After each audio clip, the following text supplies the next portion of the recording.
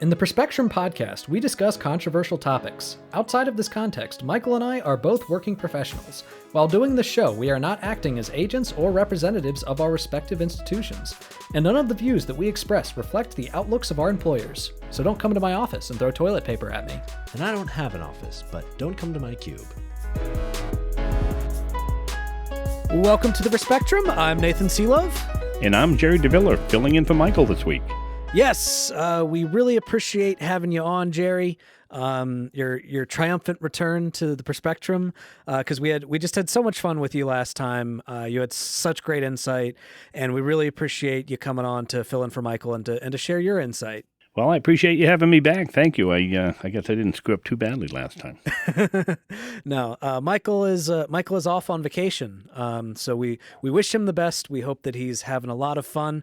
And today, Gerry and I are going to talk about this is going to be sort of a non-traditional episode. We're going to talk about our general reactions to the DNC, what we liked, what we didn't like, and what we think is going to happen as a result of the DNC. So, to start out, Gerry, what were your general reactions overall? Like, were you feeling positive vibes, negative vibes, kind of neutral vibes? What were your overall thoughts on the DNC? Yes. All of the above. all of the above. So I have plenty of thoughts and notes on the DNC. I thought overall, I guess my overall impression was very energetic. Yeah. I think they accomplished what they wanted to accomplish.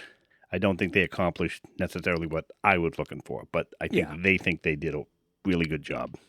So what were you looking for? More substance. Yeah. And just so that I didn't see every minute of every day. Yeah. I pretty much saw the main speakers, and then I kind of stuck around for the pundits, after to kind of see how they were going to react to it. But I was looking for more substance of what are you going to do to make my life better, or the country's better. I heard a lot of rah rah. I heard a lot of Trump sucks. I heard that stuff. That was a given. I don't think I heard what are you going to do about it. Yeah, and I think that kind of goes on the question of like, who is the specific crowd or who is the audience for the DNC? Like, are they there because they're trying to bring previously undecided voters on board, or are they there because they're trying to fire up their current voters to maybe do more, to donate, to volunteer? What do you think the overall purpose of the DNC should be? It should be it's got to be fun, right? I mean, you've got all of these people in the same party, and they've been invited to this gigantic party. But what I think it should be, as I just said, is more substance. You can crack the jokes. The zingers, some of the zingers were great. Oh yeah. But you need what I was looking for is, what are we going to do about the economy? What are we going to do about the border? What are we going to do about all these different issues that nobody on either side is talking about? It's like a WWE event, interview or something before the fights. Like, so I think that's what it should be. I think there should be more, not to ad nauseum, boring, geeky kind of, stuff. But you got to mix some of that stuff in there. I just didn't see it. Yeah, no, I definitely get that. I think that one of the issues that often arises when you have these types of very, very partisan rallies or events is that you do have a lot of general pledges to solve the problems that you talked about. You have people saying, come with us and we'll fix the economy. Come with us and we'll fix the border. Come with us and we'll make your lives better. And, sometimes they will give some specific policies, but most of the time it's more of a, don't worry, we'll solve it. And the issue always comes with, like you said, at what point are you getting boring? This is one of the reasons why my favorite speaker, one of my favorite speakers was Bernie Sanders. I mean, partially because, I love Bernie Sanders, but partially because he is specific. He's very specific about the types of things that he wants. In fact, some people might criticize him for not doing some of the other stuff, like you said, which is the jokes, the zingers, for him it's like, let's make tuition-free college for everybody. And it's like, yeah, that's the type of stuff that I like to hear. And I think that that's the type of stuff that a lot of people that might be undecided like to hear. And I think that there were some speakers that were more substantive and some speakers that were much more there to fire you up. Yeah, absolutely, and I think that's the goal of the convention, and it depends on what it is you're looking for, who the viewer is, right? Yeah, I know who they want or what the goal is for the viewers, and if you had Bernie Sanders and you took somebody like Ana Navarro, a little bit of both, that's kind of what I'm looking for. Yeah. Bernie's stone face with the what you just said, all the policy. And Ana Navarro is more about, what she was about. So I think a mix of that. I think you're right. There was some of that. I didn't see a lot of it. Yeah. So let's actually go through and kind of let's talk about some of the specific speakers, some of the big names, and kind of what you thought. So we kind of addressed Bernie Sanders. I thought he did great. One thing I appreciated is that I felt like he was the only person that substantively addressed Gaza without kind of sugarcoating what was happening with the Biden administration. I mean, he didn't directly criticize the Biden administration, but he also didn't directly praise them, Yeah. I'm not sure where I stand on that. The one thing I did notice and I thought was interesting, and a question for you, I guess, is there were no Palestinian speakers, right? Yep, and that was on purpose. Yes, yeah. And I don't know if that was the right move. Whatever side you're on. Yeah, I just found that to be a loss on their part. Well, so there was a sit-in outside the DNC that was led by the uncommitted vote. And basically what they were saying was, look, let us have a Palestinian speaker. All right. It can be somebody that you choose. It can be someone that still endorses you, but let us have a Palestinian speaker. And they didn't do it. They wouldn't do it. Right. They had an Israeli speaker who I believe had family who were hostages, which, by the way, I have no problem with that. Release the hostages. We do want to be encouraging a deal that releases the hostages, right. But you can't leave the Palestinian voices out of it, especially in a time where that is the biggest fissure that is currently in the Democratic Party. I mean, even before that disastrous debate performance that Biden had, the biggest thing that was keeping a lot of the base of the Democratic Party from voting, wanting to vote for Biden, is that policy on Gaza. And I think that the reason why there's been such an invigoration in the Harris campaign is because people are hoping that she's going to be different. And having a Palestinian speaker would have sent the message, she's at least going to be listening to you. Exactly, and that's where I think they missed the boat here. There's a ton of voters, and again, like you said, they could have picked whoever they wanted, or had them, they could have vetted them as best they could of what they were going to say. But I think that side should have been presented. I still don't know where she stands on that. Yeah. And I'm anxious to see what her if she's going to go against the Biden administration. Or if she's got her own views on that. So hopefully we'll find out soon. Yeah. And what sucks about that is that it is possible that we won't know until she's president, if she becomes president. Because there is a strong possibility that she is in the camp of being more pro-Palestinian. And it's possible that she might support something like, an arms embargo if the conflict is still going on. But the question is she going to support that while Biden's still president, while she is still technically part of the Biden administration? And I think it would be based if she did. I think that you do that, and a lot of those people in Michigan, a lot of those people in Wisconsin, a lot of those Arab American voters, they're going to see that and they're going to be like, yes, finally, I've been wanting to support you because I don't like Trump. Now I can support you. Right. And in fact, I'll even take that a step farther and say, because I know that she's listening. I know she's a big fan of the show. If she comes out and says that she supports an arms embargo, or at least threatening to do an arms embargo if they don't stop massacring Palestinians, if she comes out and says that, I will donate to her campaign. The last time I donated to a campaign was 2020. It was $40 for Bernie Sanders. And that's the only time I've ever donated to a political campaign ever. She does that, I will donate to her campaign. Yeah, we may get the answer to the question in the upcoming debate, assuming it's on again, off again, depending on what time of day it is, right? But if this debate does happen in the next couple of weeks, I think we might. That I can't imagine that question's not going to come up. So we'll see what she has to say about that. So let's talk about two of the real powerful voices that we heard, Michelle Obama and Barack Obama. They came out swinging. I mean, they might not have been super substantive in terms of specific policies, but I mean, those speeches were a really good reminder of why I still, as a public speaking professor, still study Obama as an orator.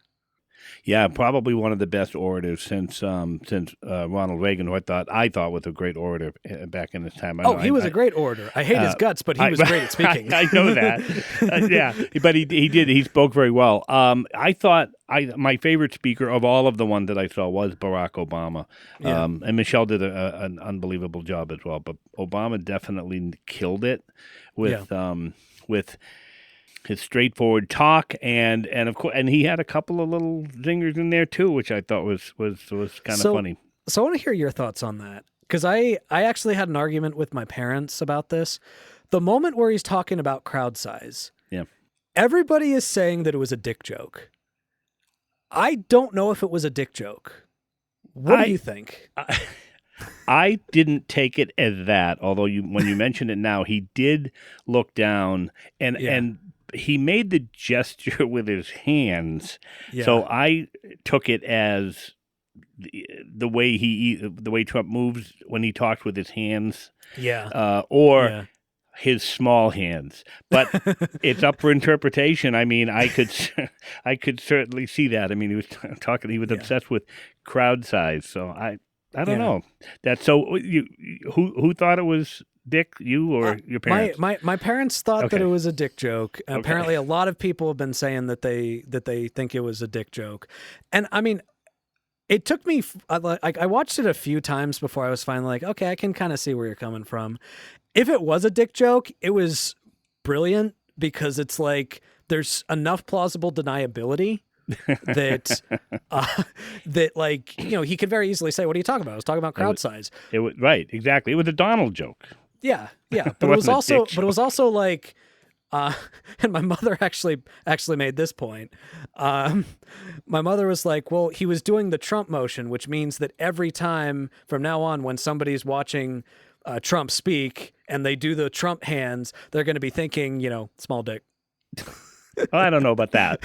I certainly didn't get that from that. I got the hand, the gesture, and when he looked down at his hand, maybe the size of his hand. But who knows? It's up for interpretation. Maybe the listeners can write in and give us their opinion on what they think. Was the first dick joke ever made at the DNC?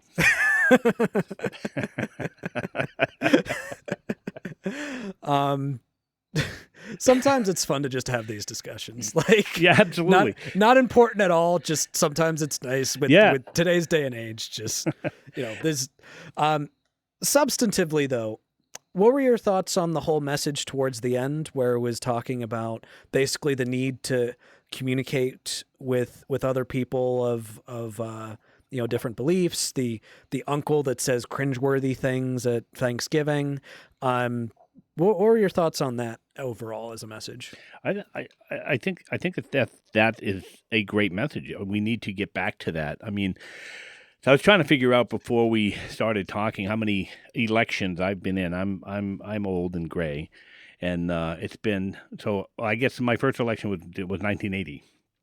So, back then it was a whole different ball game. We still had those Thanksgiving dinners where one side was trying to be reasonable, and then the other side that was making these ridiculous comments, but not to the extent of today. I thought the message was right on. We need to get back to civility. Yeah.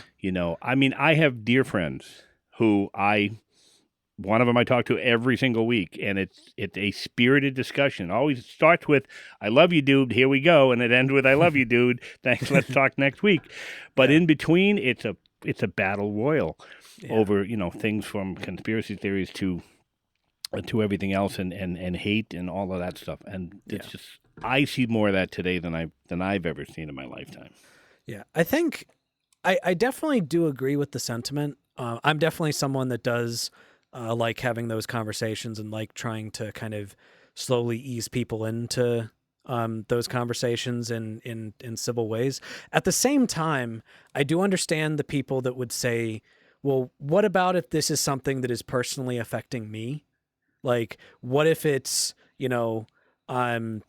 Trump coming out here and straight up saying that he wants to make the Department of Education define there as only being two genders, and it's the person you're born as. So what do you say to a trans kid that's like, okay, so like that is literally trying to create an environment in which I am erased. So I think that I understand the sentiment behind people that have trouble having some of those conversations.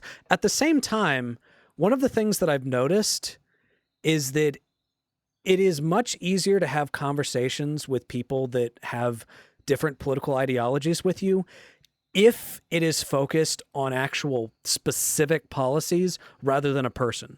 Like, I can have a conversation with my neighbor who has a Trump Vance sign in their window. I can probably have I have had conversations with them about student loan forgiveness. But, if I started trying to say, hey, let me tell you why Trump is an asshole, then it's going to start descending. You know what I mean? Right. Yeah, one of the things that he said in his speech was that we were always created equal, and that everyone deserved a chance, right? And even when we don't, I'm paraphrasing, I think he said, even when we don't agree with each other, we find a way, or we should find a way to live with each other, or something like that. And I thought that was just a remarkable comment, and I agree. That's the way it used to be. I mean, like I said, I have friends who we now have spirited debate. I've lost friends because I'm on one side of the aisle and not, which is really sad. Yeah. But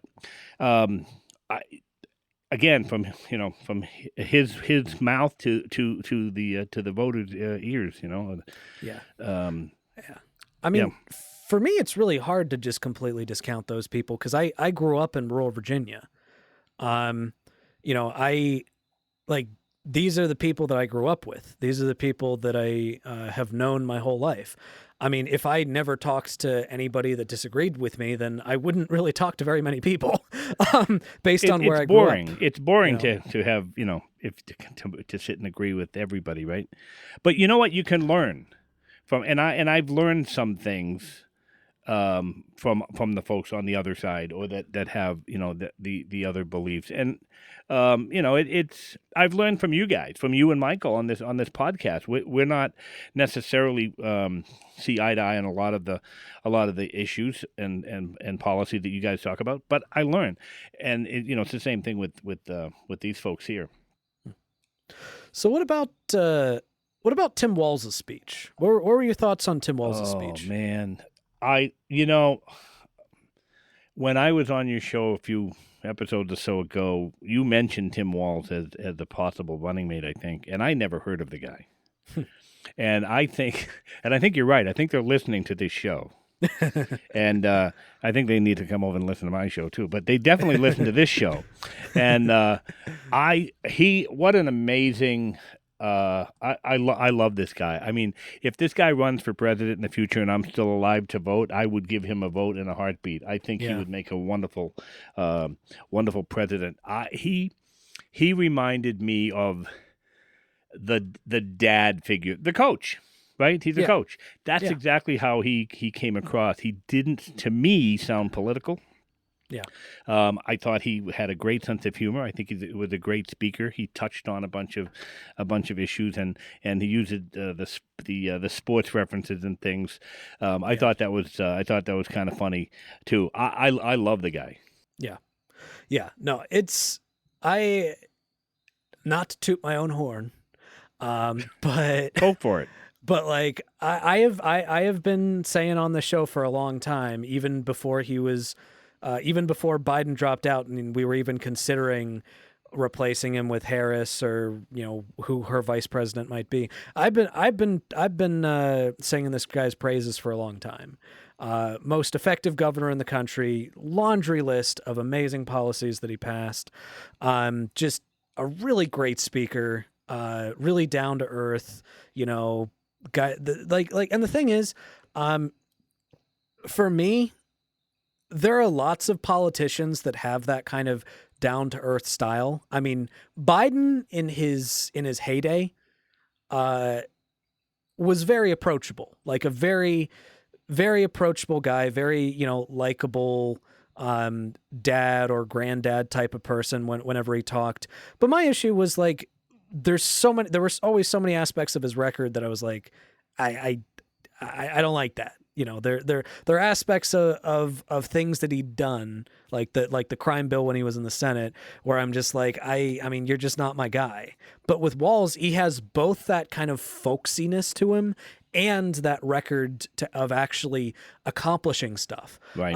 And I just love that. And one of the things that I love that seems like he started that has been very much emulated by the rest of the DNC, which is something that I've been screaming on this podcast for years for the Democrats to fucking do, is reclaiming freedom, like reclaiming the concept of freedom.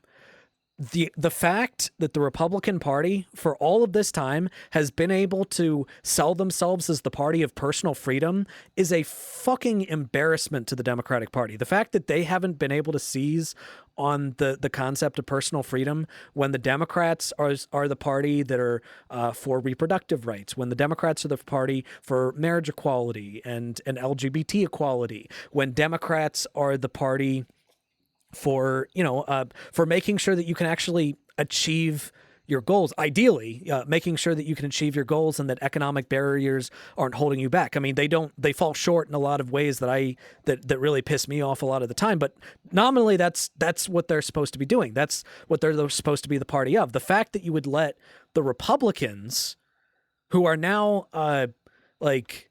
there's now a good amount of Republicans that are trying to call for an end to no-fault divorce, that want to ban porn, that are more and more are trying to push for national abortion bans. Like, how the fuck can you let them claim to be the party of personal freedom? He had a great line, and I'm going to quote it. He said in Minnesota, he's talking about Minnesota, he goes, "We respect our neighbors and the personal choices they make. And even if we wouldn't make the same choices for ourselves, we have a golden rule. Mind your own damn business." Yeah, I love that line. And that was fantastic. I love that line. That is the type of thing that will appeal in rural America. Like, whether you're, if you are a rural voter, because a lot of rural voters are actually fairly economically populist. They just don't like the idea of the government getting involved in their lives. And they've been told for years and years and years that the Republicans are the party of limited government and the Democrats are the party of big government. So to have this guy, this folksy guy, this redneck who's a hunter, come out there and say, "Hey, we have a golden rule, mind your own damn business." That's the type of shit that is going, it's probably not going to I mean, it's definitely not going to turn all rural counties blue, but it's definitely going to make the rural populace not be quite as hard, not vote quite as hard for Trump as they would have. Yeah, just that alone, I'd based on that, because that, I think even the folks on the right will tell you to mind your own damn business, right? For a whole different reason, but maybe that would get people to come over. But like I said, I love this guy. I thought he did an awesome job in speaking, and one or two singers in there too, which makes it entertaining and just kept me watching. Yeah. So, and I gotta say, I was texting you about this, Gerry, but so I have met enough politicians in my life to very rarely be moved by them.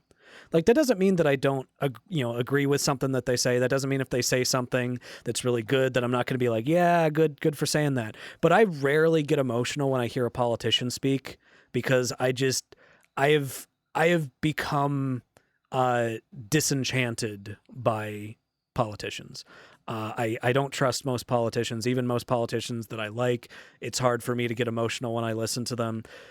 But Tim Walz has managed to be like a guy who is built in a machine to get to me, to like speak to me.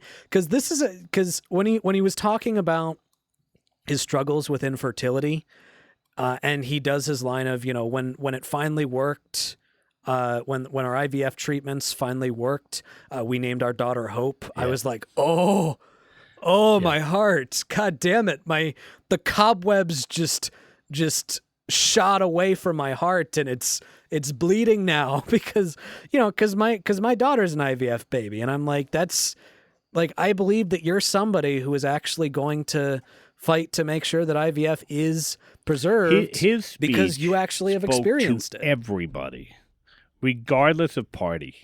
And that's what I loved about it. And yeah, when he got to that point there, I mean, talk about, I think I went through more cycles of emotion during his speech than probably anybody that I watched, from yeah, exactly, mind your own damn business. And I think he said something about, we got to leave it all in the field, we'll sleep when we dead, which is a famous quote that I use all the time. And I'll sleep when I'm dead. Yeah. But, and then to talk about IVF and his daughter, and then talking about his son. And it was he was talking to everybody, where the other side was talking to one person, in their little convention. So I love this guy. Have I said that before? I love this guy. Okay. Oh my God, that moment with you've mentioned that. Yeah. That moment with the son, like, again, I don't like this guy. This guy was built in a machine to appeal to me, because that moment where he addresses the son and the neurodivergent son stands up and starts yelling, "That's my dad." I was like, "Oh God. Oh God." So you got IVF in the family and you got neurodivergency in the family. Jeez, like, next you're gonna tell me that the guy's favorite movie series is Star Wars. And you're running for vice president. I mean,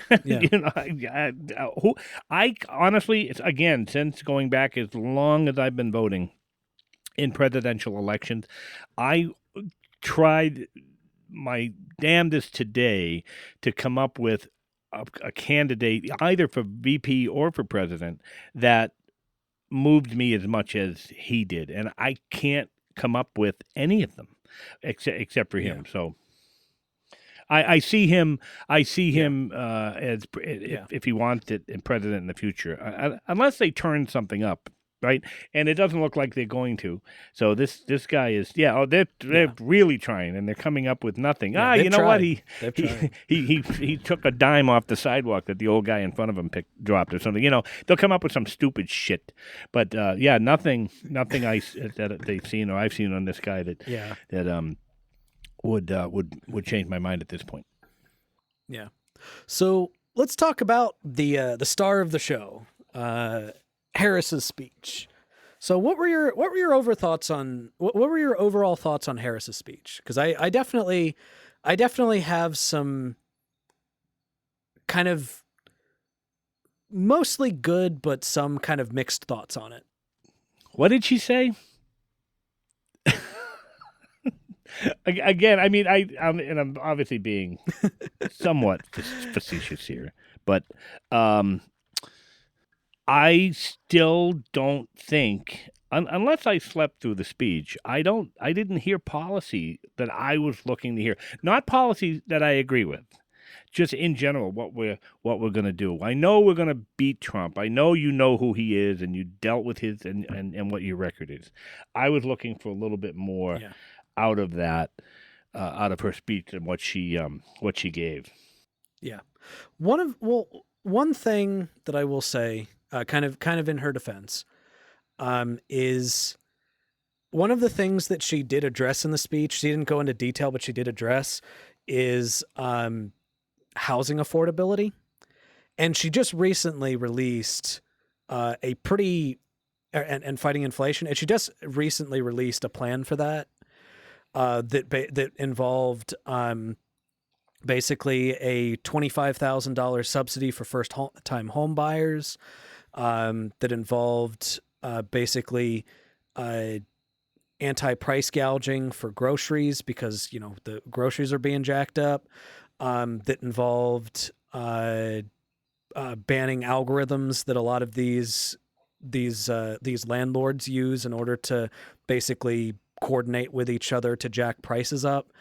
So there definitely is substance behind what she was saying. She didn't go into as much detail, though, in the speech itself. And I don't know if that's where the detail belonged. And she did talk about those things, and I have an issue with the price gouging ban or whatever, and a few of those policies, because they're not gonna work. I mean, it's gonna cost us a shit ton more money to fund that stuff. But and the no tip, 100% on tip. Nothing against servers; they deserve every dime they get. But if you can figure out how it's not going to cost us $1 trillion in the deficit, I'm all for it. I heard a lot. I mean, she talked about her family, talked about her days as a prosecutor, and that was, I think, the majority of her speech. I did like when she talked about the Republicans on abortion. I think she said, simply put, they're out of their minds. So that I agreed with her on a lot of what she had to say about that. I don't know. Maybe I went into this looking for a whole lot more, and that's why I feel the way I do. I will say, I think that the strongest instances in her speech were definitely the moments where she was juxtaposing herself with Trump. I think those were the best points. I'm definitely more sympathetic to the policies about price gouging, because a lot of inflation is driven by price gouging, based on a lot of the research, both from this past year and also from the beginning days of the pandemic. And I'm sure that that's going to be one of the deep dives that Michael and I do at some point, like a deep dive into specifically what those proposals are. Because, one of the things that you said, concerns about the deficit, concerns about how you're going to pay for it. She was actually asked about that, not during the, obviously she didn't address this in the convention, but she was asked this by a reporter while she was campaigning. And basically what her answer is that these are investments.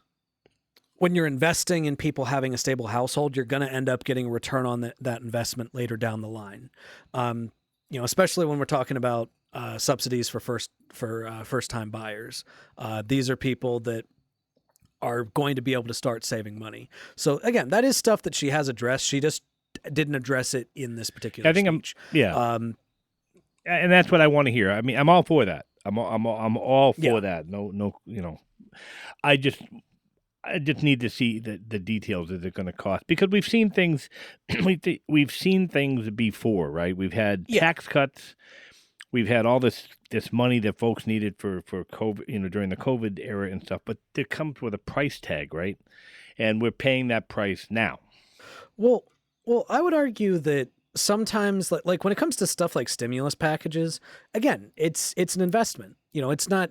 I would say deficit spending is not inherently a bad thing, as long as you are deficit spending on something where there is going to be a return on investment. So, like if you're mindlessly spending deficit spending on the military, I mean, you're not going to get as much of a return on that investment. Most of that investment is going towards military contractors and people that want to dig up resources overseas. And that was actually a problem that I had with her speech, because she brought up the whole, we're going to maintain the strongest fighting force around the world. It's like, we already have that.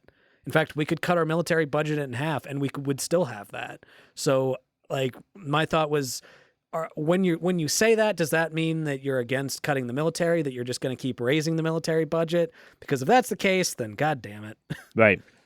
Yeah, I don't think that's what she's saying, but that's a great question. I think that should be asked. Maybe we'll hear that at the debate. What are you going to do about that? There's there's a lot of unanswered questions for me. And again, the DNC, even the RNC, the whole purpose of the thing is to gin up the base, right, and get everybody excited and make their speeches and hope that people are watching. It's the freaking thing's in the middle of August. Who the hell is watching television in the middle of August except nerds like me, that don't have a life after 4:30, that are turning these things on. I mean, but everybody's out on the beach and they're enjoying whatever vacation. I just don't. It's the timing of the whole thing is an issue. And speaking of timing, if I may throw this comment in there, why put Biden on at fucking midnight? What was up with that? It's like, here's the send-off. By the way, we're going to stick you at midnight. He was barely awake. I felt bad for that. I actually felt bad for him. So here's why I think they did it, and maybe this is really fucking cynical, but I think they did it because they're trying to hide him. Like, I think there's a good chance that they did it because they're like, hey, we were losing badly when this guy was our candidate. It was looking terrible. And the best thing that Kamala has going for her, well, initially, is the fact that she's not Biden. Now, she's been able to build off of that. I do want to be clear, and I do want to give credit where credit is due. She has been a galvanizing force. Like, I'm definitely more excited for her than I ever was for Biden. Certainly more excited than I was for Hillary Clinton. Like in terms of presidential general elections, this is probably the one that I'm the most excited to vote in. But of course, that this is true. That's a low bar. That's a low bar. She still has a lot of things that, like you said, that I don't know where she stands. I don't know where she stands on Gaza. I don't know where she stands on, I don't know what her specific healthcare plan is. I know that she recently basically flip-flopped again against Medicare for All, which I was very not happy with. I know that also, where does she stand on other international policies? I mean, she mentioned Iran in her speech. She mentioned standing up to Iran. Does that mean that she's not going to try to get back in the Iran nuclear deal that Obama negotiated? I mean, one of the things that I thought was a failure of the Biden administration is that they didn't try to renegotiate it. They just kind of abandoned it. Is Harris going to try to renegotiate that, especially now that Iran is elected a less of a hardliner? What's her plan going to be with Iran? There's definitely some unanswered questions. And I hope they're asked at the debate. I mean, it's going to be no audience. It's going to be silent microphones, and hopefully the moderators, whoever they are for this debate at ABC, are going to ask those questions. If not, I think they ought to do. I think you ought to be one of the moderators. I mean, you've got all the great questions. But I agree with you. These are the things. I said this the last time I was on your show. And this is when Biden was still in the race, is I wish I didn't have to make this choice. I'm still there, that I wish I didn't have to make this choice. So what I see is it's really tough for me to say. I will never vote for Trump, ever. So, and I will never stay home. Yeah. I've voted in every single election, state, local, and presidential since 1980. And I'm going to continue that trend. And so I'm obviously going to vote for Harris, even if her policies I don't agree with or suck. There's no way there's going to be the chaos that we have now. What we need to do, and I'm probably going off topic here, is we need to flip the Congress. That's where, because if she gets in and the Congress stays Republican or the House stays Republican, nothing's going to get done. But and there'll be this stupid BS going on with Jim Jordan will be trying to sue everybody. But so yeah, this is where I'm at as of today, and hopefully in the next, like I said, in the next couple of weeks, I believe I saw she's going to sit down with an interview with some news channel. Her and Walz, and then of course the debate, and then the Vance-Walz debate. So we'll get a better idea in the next few weeks what it's going to look like. But it's almost like I know what my choice is. Yeah, lesser of two. Yeah. And I would say that maybe this is just a comparison level of alternatives, but I would say that in terms of the presidential elections in my lifetime, this feels like the least lesser of two evils vote that I've ever cast, that all have ever cast. Again, I've only been alive. I've only been old enough to vote in two presidential elections so far. So that's Hillary Clinton and that's Joe Biden. So, and I guess the issue is I knew pretty well that they weren't going to be good. Harris is someone that could be good or could be just like Biden. And if she's like Biden on domestic policy, then I don't think that's going to be too bad. If she pushes farther on some of Biden's policies domestically, then I don't think that's going to be too bad. And to go off your point, if the Democrats are able to retake the House and control the Senate, right, they're going to have a Senate without Manchin and Sinema. And if they have a Senate without Manchin and Sinema, then it is possible that there's going to be some real substance that is changed, that is improved. I believe Chuck Schumer has already indicated that he's willing to forego the filibuster to pass the John Lewis Voting Rights Act, which I think that they should get rid of the filibuster, or at least go back to a talking filibuster if they do end up taking both of the houses of Congress. But we'll see. I think that Harris has the potential to be the best president of my lifetime, or she has the potential to be just another Joe Biden or Obama. Well, like you said, the bar is set pretty low. Yeah, the bar is pretty low. So then the next question is, the last thing that I want to talk about is basically, you and I, of course, we have our biases. We knew who we were going to vote for going into this convention, and we still know who we're going to vote for coming out of it. But what if you're an undecided voter? What do you think is going to be your takeaway from this convention? That's a great question. I think the undecided voter. I think some have. I think the ones I've talked to, my undecided voter friends, are still somewhat undecided. What's going to happen? I have some that are saying I'm not going to vote for Trump, but I might not even vote for Harris. These are the ones that really aggravate the shit out of me. It's like, you got to vote. So I'm afraid that some of them may stay home. So this is why I think she needs to come out and start talking about what it is that she's going to do and how she's going to make their life better. And it depends on their voting record in the past, I think, is what they're going to take out of it. I think the undecided that voted for Democrats may vote for the Democrat, and vice versa, Yeah. it's hard because I have like you said, I have the bias. So, but just talking to the few undecided voters that I have friends that are friends of mine, they're still pretty much undecided. Yeah. There was this panel of undecided voters on CNN. And this was one of the very few times that I've ever watched CNN.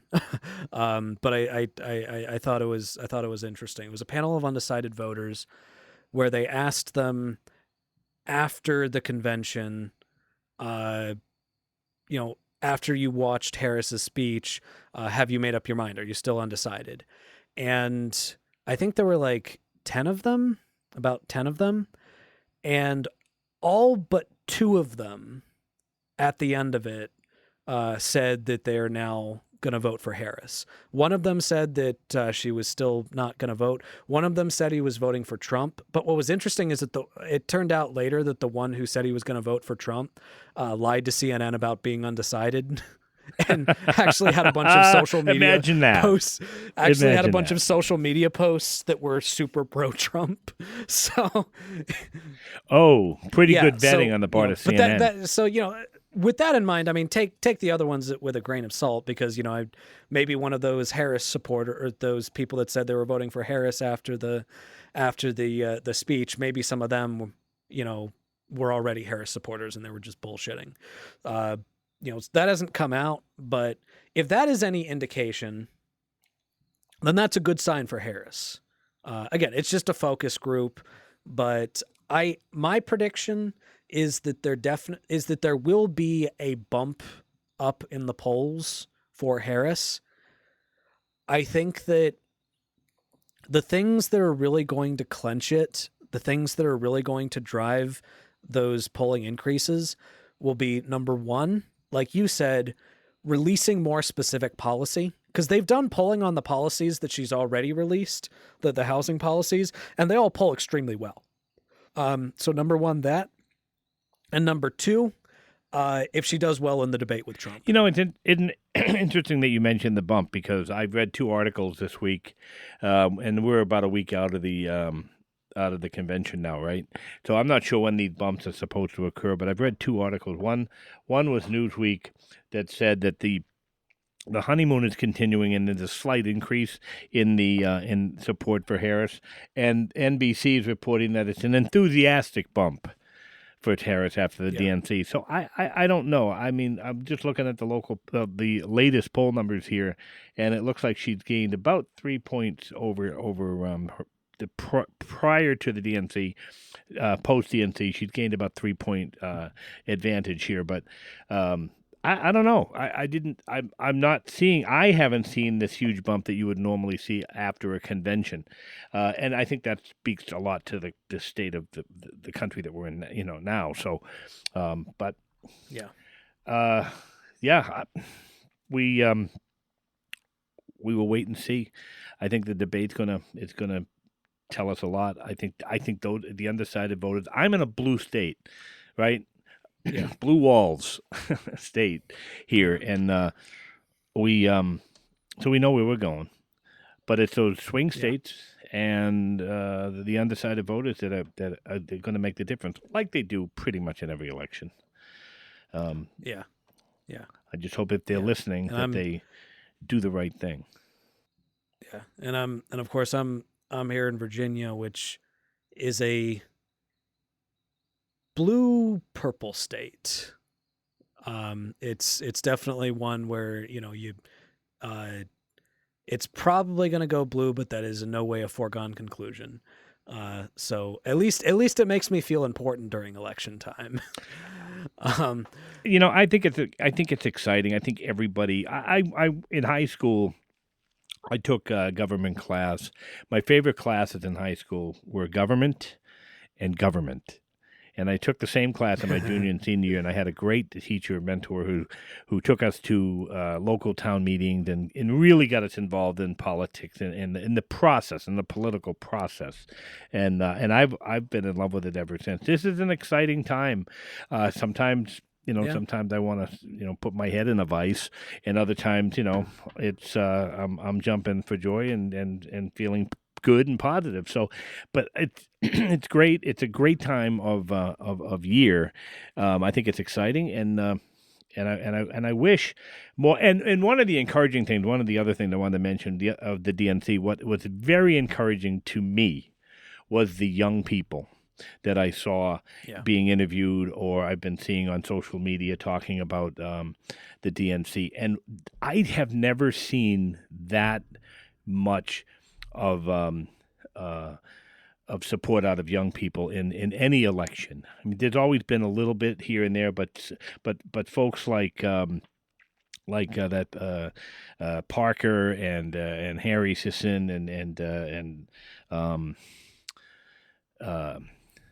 David Hogg, they're incredible. I mean, they really have a great group of people that are following them and supporting them, and I just think that's great. I think that's what Mr. Mixon, may he rest in peace, taught me many decades ago, how to be excited by politics, and so I'm happy to see that it's occurring at the level that it's occurring now.